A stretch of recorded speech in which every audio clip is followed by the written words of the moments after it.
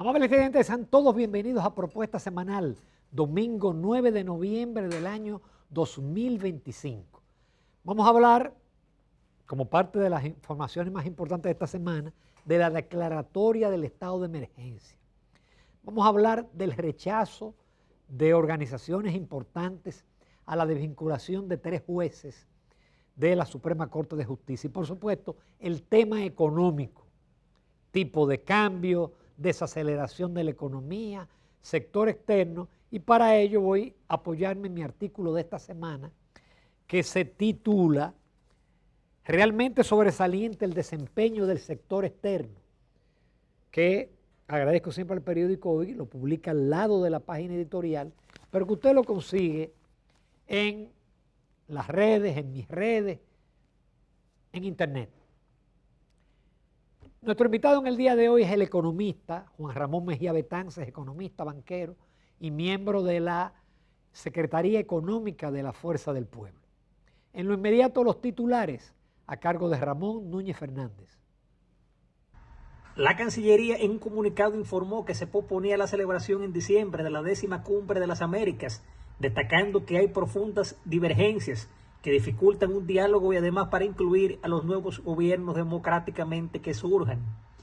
La Fundación Institucionalidad y Justicia, así como la red de observadores por la institucionalidad, cuestionaron la desvinculación de 3 jueces de la Suprema Corte de Justicia por considerar las evaluaciones dieron resultados correctos y se apeló a la idoneidad para separarlos.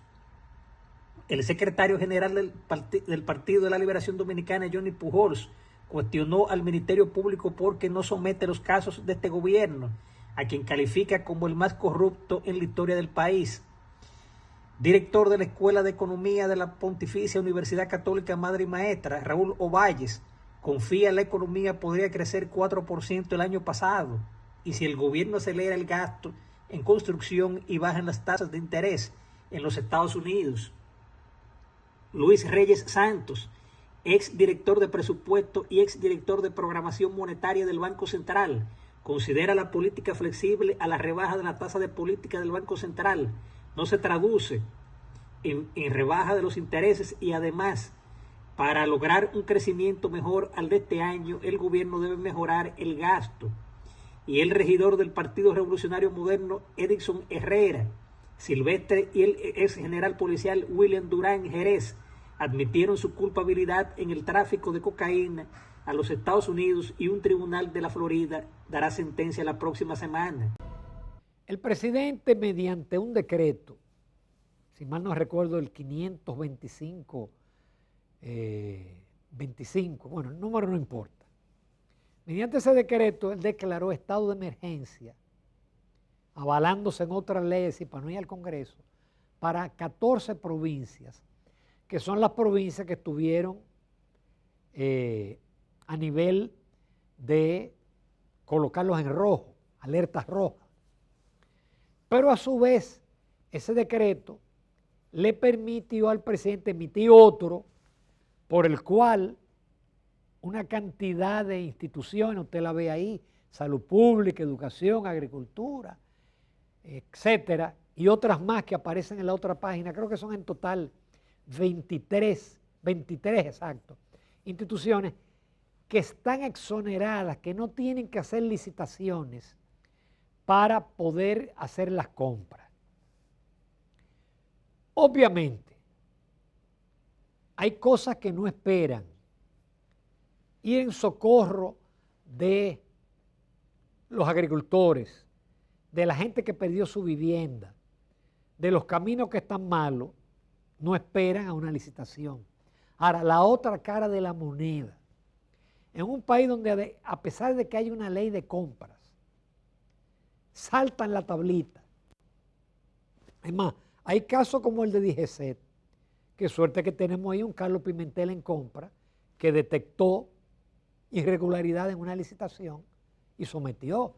Para ellos muchas que se le pasan. Entonces, uno tiene el temor de que esa luz verde para comprar en algunos funcionarios mañosos, lo que se presta es para darle directamente de grado a grado a empresas vinculadas o a empresas de él con testaferro, y ahí viene el sobreprecio, y ahí viene una serie de cosas que a veces hace que ese dinero realmente no vaya a donde debe de ir. Por eso, perfecto.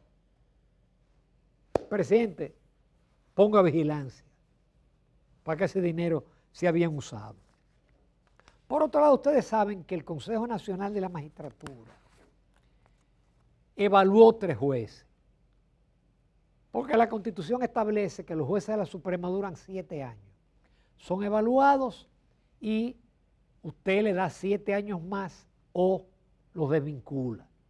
Estos 3 jueces fueron desvinculados y ha habido fuertes críticas por parte de Finjus y por parte de la red de observadores por la institucionalidad. Finjus, yo no voy a leer el comunicado, voy a leer un párrafo.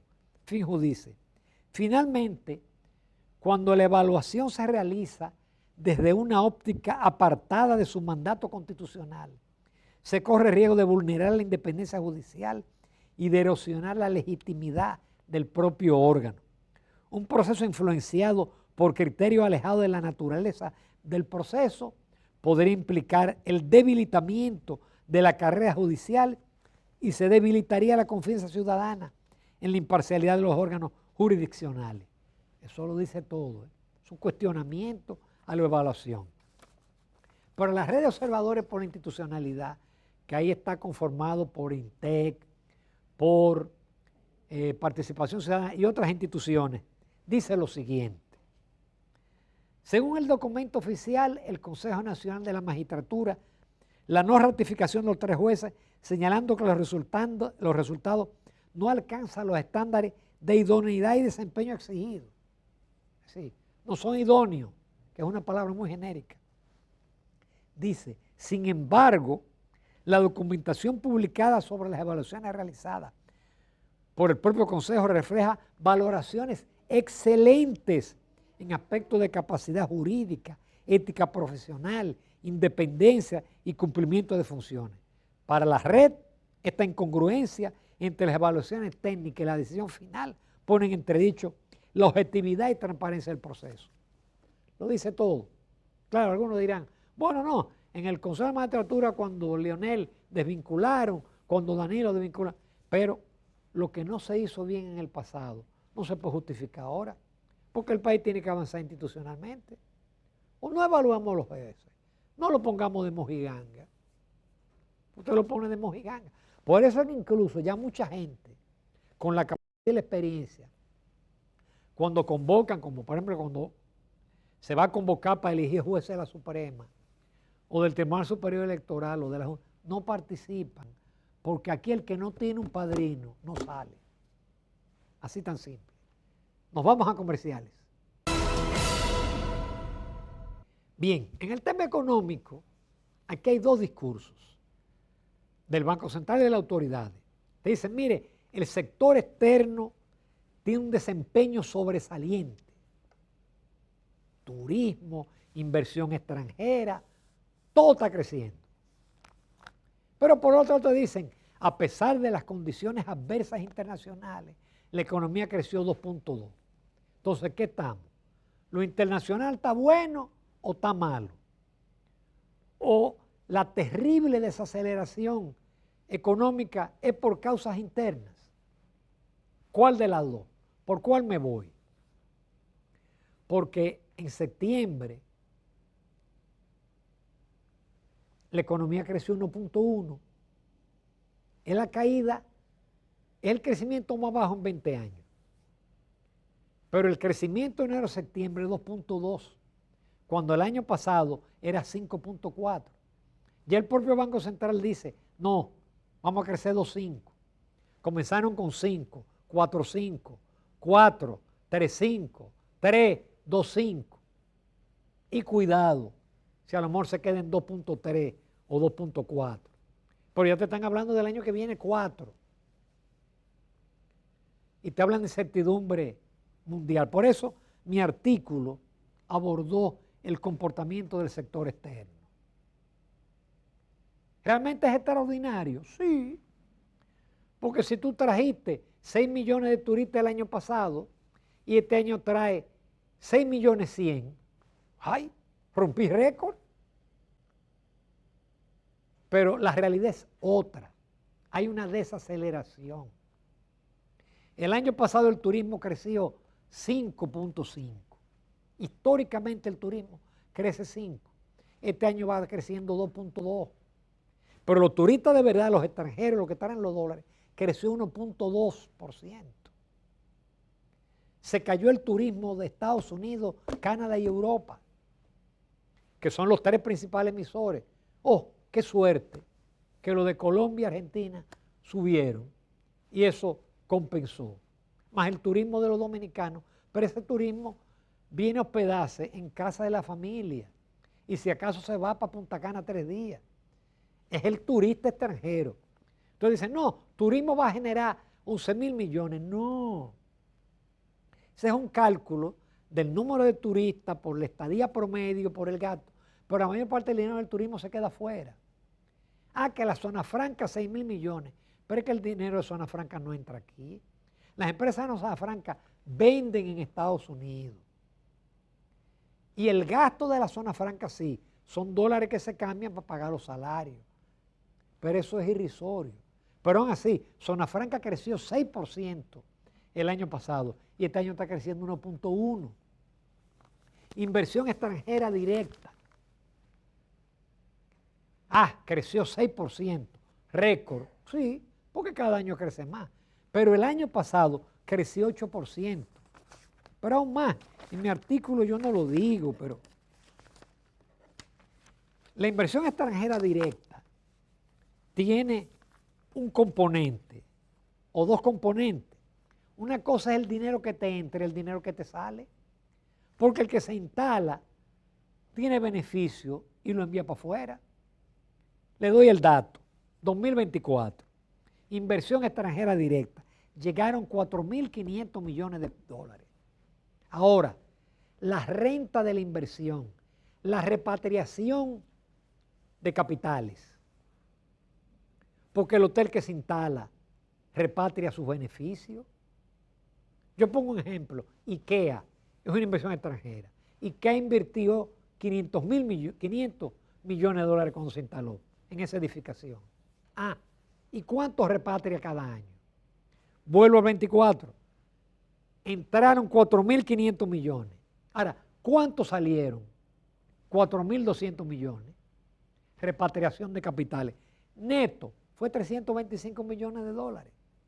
Entonces, cuando ustedes le hablan de que entraron 46.000 millones, eso no es así. Y entonces estamos en una situación de desaceleración, donde el Banco Central baja la tasa de política monetaria, inyecta liquidez, porque los agregados monetarios están creciendo, pero la tasa no baja. Baja la pasiva, la que le pagan a usted, pero la activa, la de los préstamos, no baja. ¿Por qué? Porque los bancos saben que la pasiva va a volver a subir de nuevo. Inestabilidad del tipo de cambio. Dice el gobernador, por el dinero que ha ingresado, nuestro tipo de cambio apenas ha crecido 2.3% a septiembre. Pero veamos la película completa. Aquí, durante los gobiernos de Leonel, la depreciación fue 3.1% anual. En los gobiernos de Danilo, 4.5%. En este gobierno, en este año, hemos tenido 3 picos. 63.43 en marzo, 63.38 en agosto y en octubre 64.53. Y ahora en noviembre va por 64.60. Entonces, si usted mide con octubre, ya no es 2.3 la devaluación, es 5.2. Y si la mide anual, octubre versus octubre, ya es 8 punto y pico %. Entonces estamos en un proceso de inestabilidad cambiaria. ¿Por qué? Porque también hay un problema interno.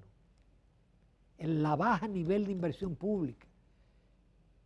Por eso el sector construcción está decreciendo, menos 1.2. Un sector público que no invierte o invierte poco, y entonces en el sector privado las altas tasas de interés y el aumento de los precios de los materiales hace que hoy en día una vivienda es inasequible para la clase media o mucho menos para los sectores de bajos ingresos. Nos vamos a comerciales. No se pierdan la entrevista con el economista y banquero Juan Ramón Mejía Betances.